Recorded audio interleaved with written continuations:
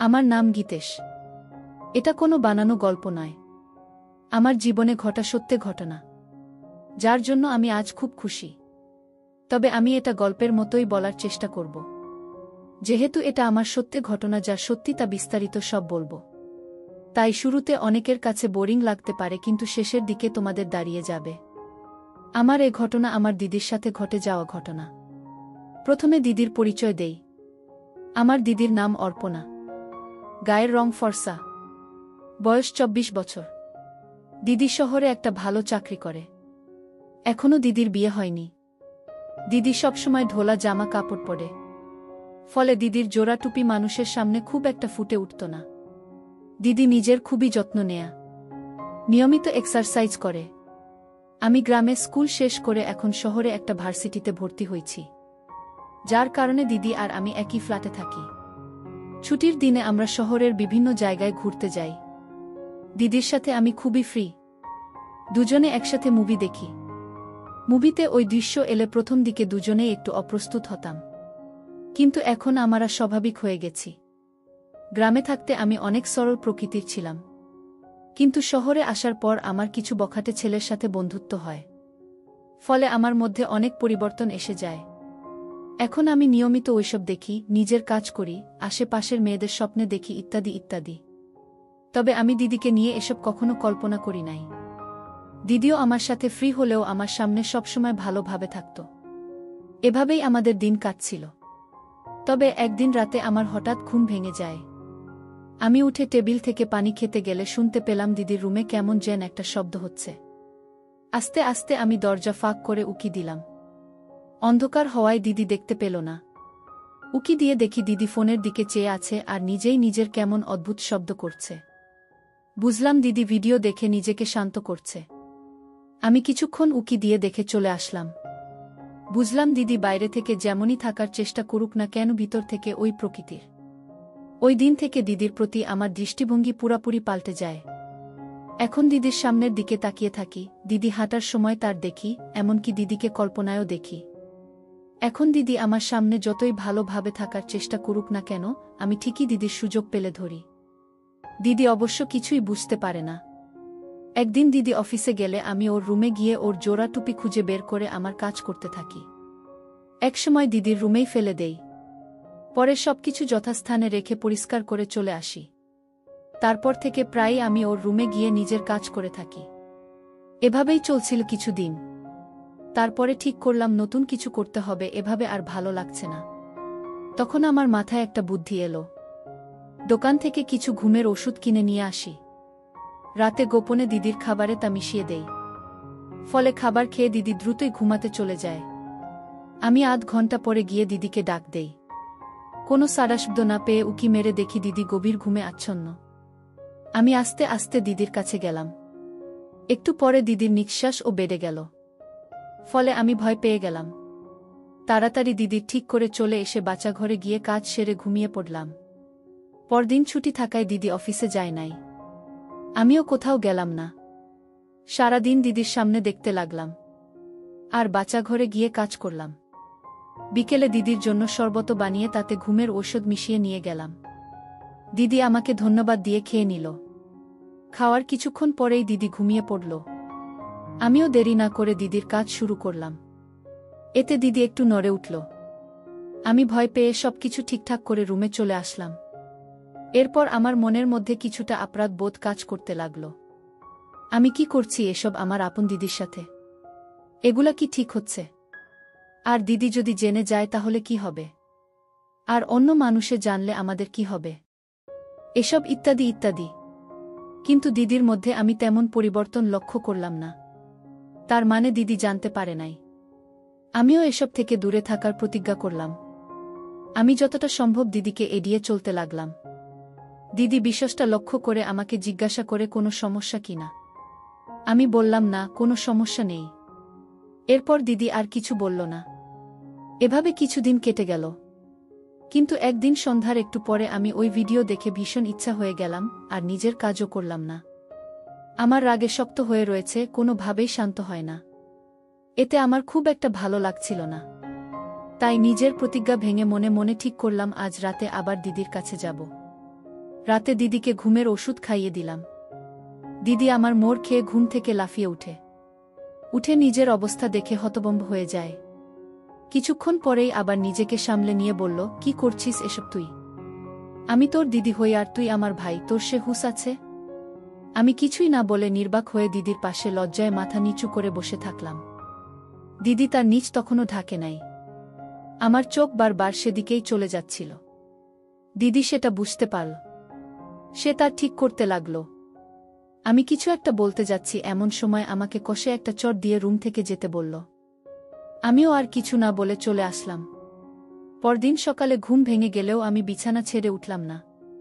আমার ভীষণ লজ্জা লাগছিল গত রাতের কথা ভেবে। একটু পরে দিদি এসে দরজার সামনে থেকে বলে গেল, টেবিলে খাবার রাখা আছে, খেয়ে নিতে। তার মানে দিদি আজ একা একাই ব্রেকফাস্ট করে নিয়েছে। সাধারণত সকালের ব্রেকফাস্ট আমি দিদির সাথেই করি। দিদি আমাকে ব্রেকফাস্ট করতে বলে অফিসে চলে গেছে। আমি ওদিন ভার্সিটিতে না যাওয়ার সিদ্ধান্ত নিলাম। এর কারণ আমার খুবই খারাপ লাগছিল মানসিকভাবে। 12টার দিকে বিছানা থেকে উঠে টেবিলে দেখি খাবার রাখা আছে, কিন্তু খেলাম না। গোসল করে কিছুক্ষণ মোবাইল দেখলাম। তারপর দুপুরেও না খেয়েই আবার ঘুমিয়ে পড়লাম। ঘুম থেকে উঠে প্রচণ্ড ক্ষুধা লাগছিল, কিন্তু খেতে ইচ্ছে করছিল না। বারান্দায় গিয়ে বসে রইলাম। সন্ধ্যার একটু আগে দিদি আসলো। এসে দেখল সেইভাবেই খাবার রাখা আছে আর আমি বারান্দায় বসে আছি। দিদি কিছু না বলে ফ্রেশ হতে চলে গেল। কিছুক্ষণ পর আমার কাছে এসে দাঁড়াল। আমি একবার দিদির দিকে তাকিয়ে আবার অন্য দিকে তাকালাম, কিছুই বললাম না। কিছুক্ষণ পর দিদি বলল, কাল রাতে চড় মারার জন্য সরি। খুব জোরে লাগছিল তোর, তাই না? আমি বললাম, না, ঠিক আছে। দিদি বলল, আসলে আমি হঠাৎ নিজের ওই অবস্থায় দেখে রেগে গেছিলাম। আমরা সম্পর্কে ভাই বোন। লোকে জানলে সমস্যায় পড়ে যাব। আমি বললাম, লোকে জানবে কিভাবে? দিদি কিছুক্ষণ চুপ থেকে বলল, চল খাবি। তারপর আমি দিদির সাথে এসে খেয়ে নিলাম। ওই ঘটনার 1 সপ্তাহ হয়ে গেছে। আমরা এখন অনেকটাই স্বাভাবিক হয়ে গেছি। এই কয়েকদিন যাবৎ আমি দিদির মধ্যে একটা পরিবর্তন লক্ষ্য করছি। দিদি এখন বাড়িতে একটু খোলামেলায় পড়া শুরু করেছে। আর সবসময় ইচ্ছে করেই দেখিয়ে হাঁটে। দিদি এখন বাড়িতে প্রায় জোড়া টুপি পরে না। ফলে এদিক ওদিক চলে যায়। আর স্পষ্ট বোঝা যায়। আমি কিছুই বলি না। কিন্তু দিদির ওই অবস্থা দেখে আমার নিচের সবসময় রাগ হয়ে থাকে। একদিন আমি বাচ্চা ঘরে ওই কাজ করতেছিলাম। ভুলে দরজা লক করতে ভুলে গিয়েছিলাম। হঠাৎ দরজা খোলার শব্দ হলো, দরজার দিকে তাকিয়ে দেখি দিদি দাঁড়িয়ে আছে। দিদি কিছু না বলেই চলে গেল। রাতে খাবার সময় দিদি বলল, ওই কাজ করলে স্বাস্থ্যের ক্ষতি হয়। ওসব আর করবি না। আমি বললাম, কি করছি আমি? দিদি বলল, ন্যাকা কিছুই বুঝে না, দুপুরে যা করলি। আমি বুঝেও না বোঝার ভান করে বললাম, কি করলাম? দিদি বলল, ওই কাজ করবি না আর। আমি বললাম, কি আর করার? আমার তো ওই কাজ ছাড়া আর কোনো উপায় নাই। তারপর দিদি আর কিছু বলল না। এর কয়েকদিন পর দিদির প্রচণ্ড মাথা ব্যথা শুরু হলো। আমি মালিশ করে দিতে চাইলাম। দিদি কিছু বলল না। তাই আমি উঠে দিদিকে শুয়ে পড়তে বললাম। দিদি শুয়ে পড়লে আমি তেল দিয়ে মালিশ করতে শুরু করলাম। প্রথমে অনেকক্ষণ ধরে কপালে ও মাথায় মালিশ করতে লাগলাম। দিদি কিছু বলছে না দেখে আমার সাহস বেড়ে গেল। আমি একটু একটু করে নিচে নামতে লাগলাম। দিদিকে চুপ থাকতে দেখে আমার সাহস আরও বেড়ে গেল। আমি সুযোগ বুঝে ধীরে ধীরে দিদির উঠাতে লাগলাম। দিদি বুঝতে পারল আমি করতে চাচ্ছি। সঙ্গে সঙ্গেই দিদি আমাকে বাধা দিল। আমি বললাম, কি হলো দিদি? দিদি আমার কথার উত্তর না দিয়ে বলল, আমার মাথার ব্যথা এখন কমে গেছে। আর মালিশ করা লাগবে না, তুই যা এখন। আমি দিদিকে বললাম, আমি জানি তুমি এটা মন থেকে বলছো না। তোমার খুবই ভালো লাগতেছে, আমি বুঝতে পারি। তাহলে তুমি এমন করতেছ কেন? তারপরেও দিদি আমাকে যেতে বলল। কিন্তু আমার কোনোভাবেই দিদিকে ছেড়ে যেতে ইচ্ছা করছিল না। তাই আমি বললাম, তাহলে শুধু তোমার সামনের দাও। দেখো আমার কি অবস্থা হয়েছে, এই বলে আমি আমার একে শান্ত না করলে আমার খুবই কষ্ট হবে। প্লিজ দিদি। দিদি তখন আর কিছু বলল না। আমি বুঝলাম দিদি এখন আর বাধা দিবে না। দিদি এখন আর কিছুই বলছে না। দিদি জোরে জোরে নিঃশ্বাস নিতে লাগল। আমি বুঝলাম দিদির ভালো লাগছে। এভাবে প্রায় 15 মিনিট চলল। আমার মনে হলো আমার হবে। আমি এখন আরো জোরে জোরে দিতে লাগলাম। দিদিও বুঝতে পারল। দিদি আমার হাত সরিয়ে দিল। বললাম, দিদি কি হলো? দিদি বলল, আমার ভালো লাগছে না, তুই যা এখন। আমিও আর জোরাজুরি না করে আমার রুমে চলে আসলাম। বিছানায় শুয়ে ভাবতে লাগলাম দিদির কথা। তারপর আবার ভাবলাম দিদি অসুস্থ ছিল এই জন্য মনে হয়। তবে দিদিকে আমার দিতেই হবে এমন একটা ভাব আসলো আমার মনের মধ্যে। ওই রাতে দিদির কথা ভাবতে ভাবতেই ঘুমিয়ে গেলাম। সকালে দিদি অফিসে চলে গেল। আমি ক্লাস করতে চলে গেলাম। দিদির সাথে তেমন একটা কথা হয় নাই। তবে আমি এটাকে স্বাভাবিকভাবেই নিলাম। সারাদিন আমি দিদির কথা ভাবতেছিলাম। ক্লাস শেষে করে বন্ধুদের সাথে কিছুক্ষণ আড্ডা দিয়ে বাসায় চলে আসলাম। বাসায় এসে ফ্রেশ হয়ে খাবার খেয়ে কিছুক্ষণ মোবাইলে ভাই বোনের ভিডিও দেখলাম। তারপর ঘুমিয়ে পড়লাম। ঘুম থেকে উঠে দেখি সন্ধ্যা হয়ে গেছে। দিদি অফিসে থেকে এসে শুয়ে আছে। আমি দিদিকে খুব ভালোবাসি। আমি তার ইচ্ছার বিরুদ্ধে দিতে চাই না। আমি চাই দিদিও আমার সাথে নিজের ইচ্ছায় দিক। আমি দিদিকে সারা জীবনের জন্য পেতে চাই। তাড়াহুড়া করলে হয়তো দিদিকে আর কখনো পাব না। এটা ভেবে আমি আর কিছুক্ষণ পর আমার রুমে চলে আসলাম। রুমে এসে ভাবলাম, দিদির আমাকে দিতে সমস্যা নাই। সেও আমাকে দিতে চায়। কিন্তু আমাদের সম্পর্কের কারণে দিদি বাধা দেয়। দিদি আমাকে ওই দিতে না দিতে চাইলেও তার সামনে নিয়ে খেলা করলে তেমন কিছুই বলে না। তাই মনে মনে ঠিক করলাম কিছুদিন এভাবেই দিদির সাথে মজা করি। তারপর একদিন সময় বুঝে দিদিকে বুঝিয়ে তাকে দিব। পরদিন সকালে দ্রুতই আমার ঘুম ভেঙে গেল। আমি উঠে দেখি দিদি কিচেনে ব্রেকফাস্ট বানাচ্ছে। ওদিকে ফেরা থাকায় আমি পিছন দেখতে পারছি। দিদির কাজের জন্য নড়াচড়া করতে হচ্ছে আর এতে দিদিকে দারুণ লাগছে। আমি এই দৃশ্য দেখে আর থাকতে পারলাম না। চলে গেলাম দিদির কাছে। দেখি দিদির ব্রেকফাস্ট বানানো প্রায় শেষ। দিদি একটু সরে সামনে চলে গেল। আমিও এগিয়ে গিয়ে আবার ধরলাম। তারপর দিদি গোসল করে এলে আমার ব্রেকফাস্ট করে নিলাম। ব্রেকফাস্ট করে দিদি চলে গেল অফিসে আর আমি চলে গেলাম ক্লাস করতে। ক্লাসে বসলেও আমি মনে মনে দিদির কথাই ভাবছিলাম। দিদি অফিসে না থাকলে আমি বাড়ি চলে আসতাম। রাতে দিদি আর আমি খাবার খেতে বসলাম। আমার মাথায় একটা বুদ্ধি এলো। আমি টেবিলের উপর উঠে দিদির সামনে বের করে বসে রইলাম। দিদি আমার দিকে কিছুক্ষণ তাকিয়ে থাকল। দিদি বলল, কি হলো? আমি বললাম, আমাকে শান্ত করে দাও। দিদি বলল, এখন? আমি বললাম, হ্যাঁ, এখনই। দিদি চুপ করে রইল। তারপর কাজ শেষ করে দিদি খাবার না খেয়ে উঠে বাচ্চাঘরে চলে গেল। বাচ্চাঘর থেকে বের হয়ে ঘুমাতে গেল।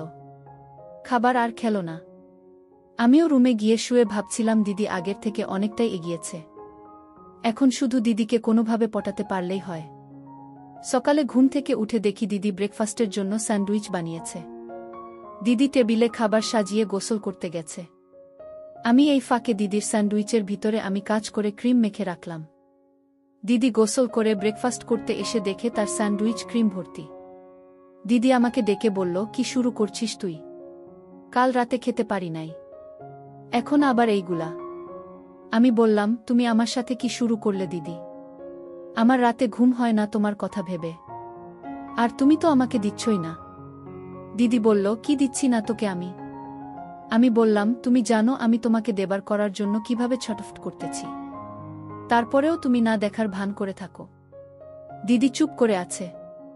আমি জানি তুমি আমাকে দিতে চাও। তারপরেও তোমার কিসের বাধা? দিদি বলল, সবকিছু চাইলেই সম্ভব না। আমি বললাম, কেন সম্ভব নয়? তুমি আমাকে বলো কি সমস্যা? দিদি বলল, আমার ভাই বোন। লোকে জানলে কি বলবে? আমি বললাম, লোকে জানলে কি হবে? আমরা দুজনে দুজনকে ভালোবাসি। আর লোকে জানবে কিভাবে আমরা যদি না বলি? দিদি বলল, তারপরেও যদি জেনে যায়? আমি বললাম, লোকে জানতে পারবে না।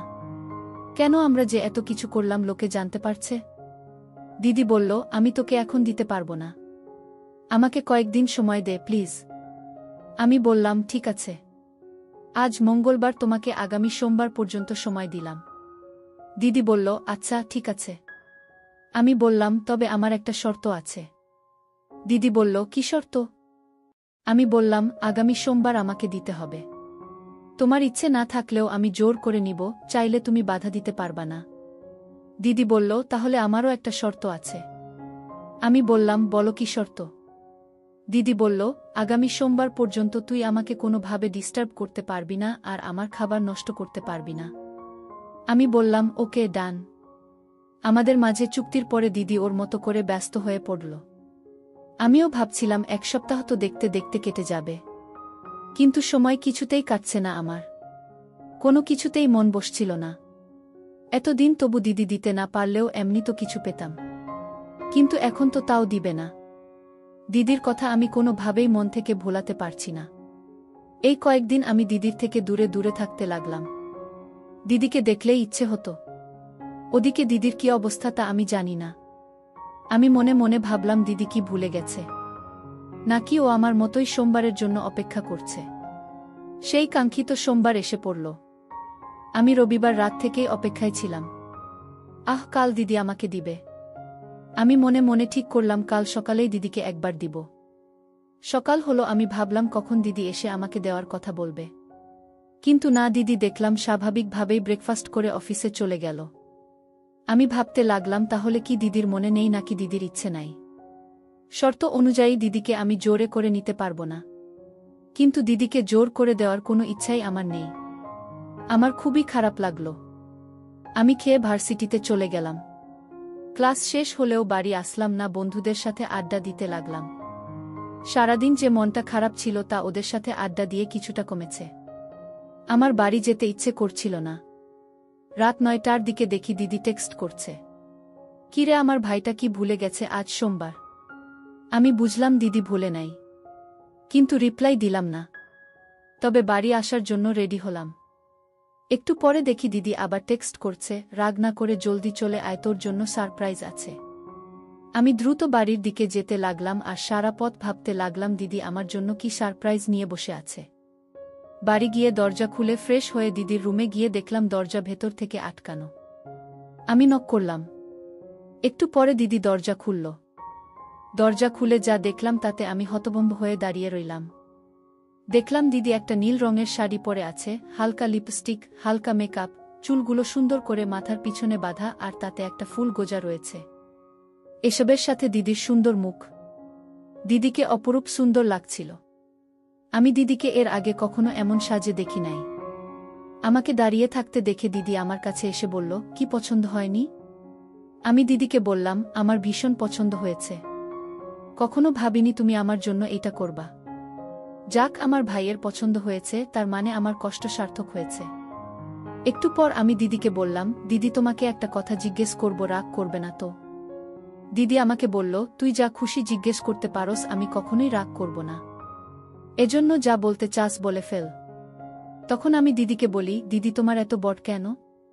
দিদি বলল, কেন, তুই আমি ছাড়া অন্য কোনো মেয়ের বট দেখোস নাই? আমি বললাম, দেখছি, কিন্তু তা তো বিবাহিত মেয়েদের।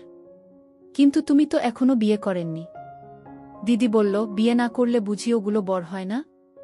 আমি বললাম, না, মানে আমি বলতে চাচ্ছি যে বিয়ের পরে ওদের পরিবর্তন হয়, কিন্তু তুমি তো বিয়ে করো নাই, তাহলে তোমার পরিবর্তন হলো কিভাবে? দিদি বললা, শুধু বিয়ে করলেই হয় না, অন্যভাবেও হয়। আমি হয় কিন্তু বলে থেমে গেলাম। দিদি বলল, কিন্তু কি, বল। তোকে বললাম না আমার কাছে কোনো কথা বলতে লজ্জা করবি না। আমাদের মাঝে কোনো বাধা নেই এখন। আমরা এখন স্বাধীন। আমি বললাম, তুমি কি তাহলে অন্য কাউকে দিছ? দিদি বলল, হ্যাঁ। আমি যখন শহরে পড়তে আসি তখন নিয়মিত দিতাম। এরপর চাকরিতে ঢোকার পর তা কমিয়ে দেই। তারপর তুই যখন থেকে এখানে থাকতে শুরু করলি তখন থেকে আমি পুরোপুরি বন্ধ করে দেই। আমি বললাম, কেন দিদি? দিদি বলল, এর অনেকগুলো কারণ ছিল। তার মধ্যে সবচেয়ে বড় কারণ হল তোর মনে যেন কোনো সন্দেহ না আসে আমাকে নিয়ে। এরপর আমার কাছে এসে বসল।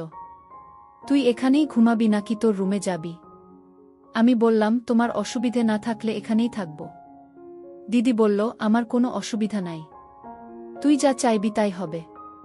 এরপর বলল, তাহলে বাচ্চা ঘরে গিয়ে ফ্রেশ হয়ে আয়, আমি খাবার দিচ্ছি টেবিলে। আমি ফ্রেশ হয়ে আসলে আমরা খাবার খেয়ে নিলাম। খাবার খেতে খেতে আমি বারবার দিদির দিকে তাকিয়ে আজকের ঘটনার কথা ভাবতেছিলাম। দিদি বলল, কি দেখছিস এমন করে? আমি বলি, তোমাকে দেখছি, তুমি কত সুন্দর। আর এত সুন্দর একটা মেয়েকে আমি দেখলাম একটু আগেই। দিদি একটু মুচকি হাসল কিন্তু মুখে কিছু বলল না। খাওয়া শেষে আমি দিদির রুমে গিয়ে শুয়ে পড়লাম।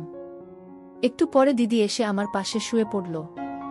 কিছুক্ষণ চুপ থাকার পর দিদি বলল, আজ যা আমরা করলাম তা কি ঠিক করেছি? আমি দেখলাম দিদির মনে এখনো বিভিন্ন সংকোচ রয়েছে। এটা না কাটলে পরে সমস্যা হবে। আমি বললাম, অবশ্যই আমরা ঠিক করেছি। আমরা একজন অন্যজনকে ভালোবাসি। আর ভালোবাসা অপরাধ নয়। দিদি বলল, হ্যাঁ তুই ঠিক বলেছিস, আমরা একে অপরকে ভালোবাসি। ভালোবেসে সব করা যায়। ভালোবাসার মধ্যে কোনো বাধা নাই।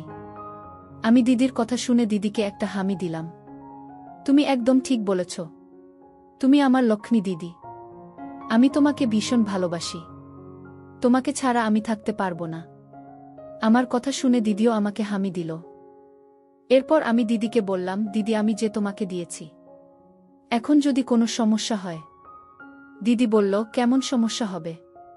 হলে হবে। তুই বাবা হবি, আমি মা হব। আমি বললাম, দিদি কি বলছো এসব? তুমি পাগল হয়ে গেলে নাকি? দিদি বলল, কেন তুই চাস না আমার সন্তানের বাবা হতে? আমি বললাম, হ্যাঁ চাই তো। কিন্তু? দিদি বলল, কিন্তু কি? আমি বললাম, মানুষে কি বলবে? দিদি বলল, মানুষের কথায় কিছু যায় আসে না। তুই না বললি আমরা যা করছি ঠিক করেছি? আমরা একে অপরকে ভালোবাসি আর ভালোবাসায় সব করা যায়। আর এখন মানুষ কি বলবে তাই বলছিস?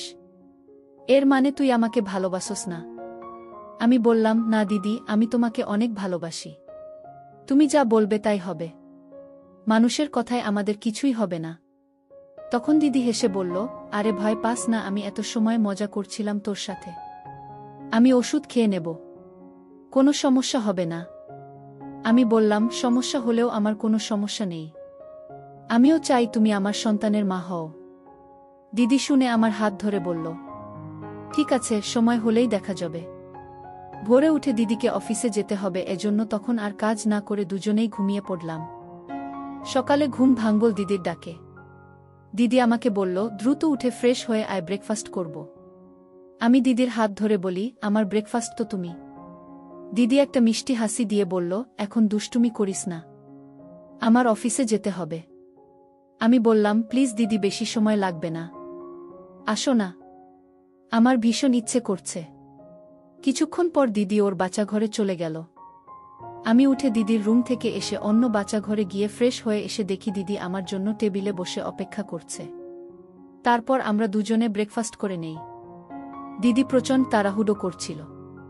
আমি জিজ্ঞেস করতে বলল, আমি কখনো অফিসে লেট করে যাই না, কিন্তু আজ তোর কারণে আমার বোধহয় দেরি হয়ে যাবে। আমি দিদিকে বললাম, একদিন দেরি করলে কিছু হবে না। আর তোমার বস কিছু বললে বলবা আমার ভাই আমাকে দিয়েছিল, এই জন্য দেরি হয়ে গেছে। দিদি হেসে বলল, তুই অনেক দুষ্ট হয়ে গেছিস এই কয়েকদিনের মধ্যে। এরপর দিদি রেডি হয়ে অফিসে চলে যায়। আর আমিও ক্লাস করার জন্য চলে যাই। দুপুরে ক্লাস শেষ হলে বাড়িতে চলে আসি। এসে খাওয়া দাওয়া সেরে ঘুমিয়ে পড়ি। ঘুম থেকে উঠে দেখি প্রায় সন্ধ্যা হয়ে গেছে।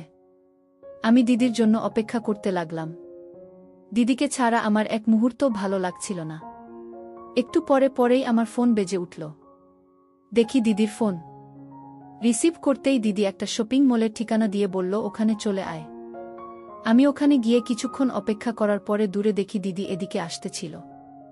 আমাকে দেখে দূর থেকেই একটা হাসি দিল। দিদির হাসিটা সত্যিই অনেক সুন্দর। দিদি আসার পর আমি দিদিকে জিজ্ঞেস করলাম, শপিং করবে সকালে বলনি তো? দিদি বলল, দুপুরেই ভাবলাম আমার বয়ফ্রেন্ডকে একটা গিফট দেব, এজন্য তোকে আর বলা হয় নাই। আমি অবাক হয়ে বললাম, তোমার বয়ফ্রেন্ড? আগে কখনো শুনিনি তো যে তোমার বয়ফ্রেন্ড আছে। দিদি বলল, নতুন হয়েছে, কয়েকদিন হলো মাত্র। আমি বললাম, কোথায়, আমাকে দেখাও তো তোমার বয়ফ্রেন্ডকে। দিদি তার ফোন থেকে আমার ফটো বের করে বলল, দেখ, এই যে আমার বয়ফ্রেন্ড। আমি বললাম, এটা তো আমি। দিদি বলল, হ্যাঁ তুই তো আমার বয়ফ্রেন্ড। আমি বললাম, কিন্তু তুমি তো আমার দিদি। দিদি বলল, সেটা বাড়িতে, বাইরে আমি তোর গার্লফ্রেন্ড আর তুই আমার বয়ফ্রেন্ড। এরপর দিদি বলল, নাকি আমাকে তোর গার্লফ্রেন্ড বানাতে চাস না তুই? তোমার মতো সুন্দরী একটা মেয়েকে গার্লফ্রেন্ড হিসেবে পাওয়া সকল ছেলের স্বপ্ন। তুমি আমার লক্ষ্মী গার্লফ্রেন্ড। তারপর আমরা শপিং মলের ভিতরে ঢুকি শপিং করার জন্য।